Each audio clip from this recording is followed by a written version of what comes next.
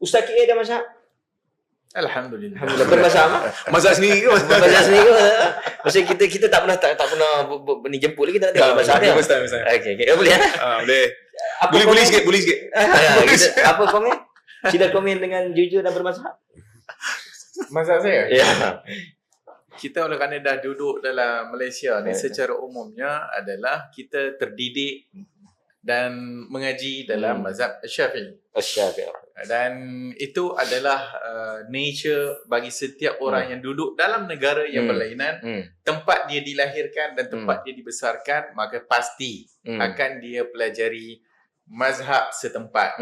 Dan itulah kalau sekiranya disebutkan tadi, hatta Syekh Al-Albani rahimahullah, apabila ditanya kepada dia bagaimana cara nak belajar fiqh, ini yang konon Al-Albani ni Allah mazhabiyah ni, yang dikatakan macam tak ada mazhab ni, tapi Syekh Al-Albani sendiri apabila ditanya bagaimana cara nak mempelajari fiqh, jawapan Syekh Al-Albani adalah belajar fiqh setempat itu dulu.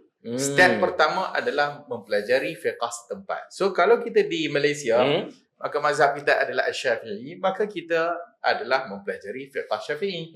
Jika sekiranya dia dilahirkan di Saudi, maka dia mempelajari Hanbali.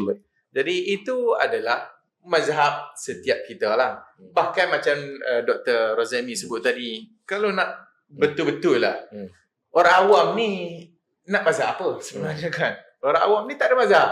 Ya. Kalau kita belajar usul fiqh kan, semua kita usul beritahu kan, bahawasanya mazhab awam, mazhab mufti dia lah. So kalau kita duk peralih mazhab kita, mazhab lagi boleh. Lagi sensitif lah. Mazhab mufti. Mazhab mufti. Masuk dalam konteks tu, masuk orang awam mengikut fatwa guru yang dia belajar fiqh. Yang dia tanyakan. Mufti tu masuk guru agama. Daripada saya kuat mazhab Syafi'i, sebenarnya dia tak kuat mazhab Syafi'i, dia tak tahu. Betul. So bagaimana kita nak mendakwa kita mazhab Syafi'i, sedangkan apa maksud mazhab yang bila kita sebut tadi, apa maksud mazhab? So mazhab ni tak lari daripada dua perkara. Kalau kita sebut bahawasanya mazhab adalah usul mazhab itu sendiri. Maksudnya orang itu bermazhab Syafi'i, maksudnya mengikut usul mazhab Syafi'i. Apa benda usul mazhab Syafi'i? Apa dia usul tu? Adalah bagaimana Al-Imam Syafi'i menggunakan dalil-dalil syarak di sisi dia dan bagaimana cara istimbat di sisi dia. Jadi kalau kita tengok mazhab-mazhab ni, mazhab banyak. Tinggal yang empat ni yang masyhur kerana banyak anak murid yang menulis dan menyebarkan. Bahkan Al-Imam mazhab Zahiri juga adalah dikira mazhab yang kelima yang masih lagi tersebar pada waktu kini kerana adanya Al-Muhalla.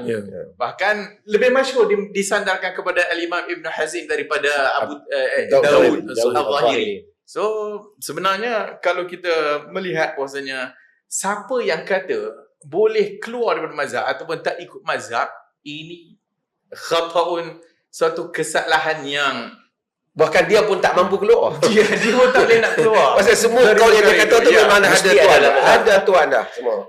So hak ni kata Al-Imam Az-Zarkashi, mungkin yang terakhir permulaan ni, Al-Imam Az-Zarkashi menyebutkan bahawasanya Allah Subhanahu wa taala menjadikan hikmah dia, menjadikan hukum hakam syariat ni tidak semuanya qat'iyah.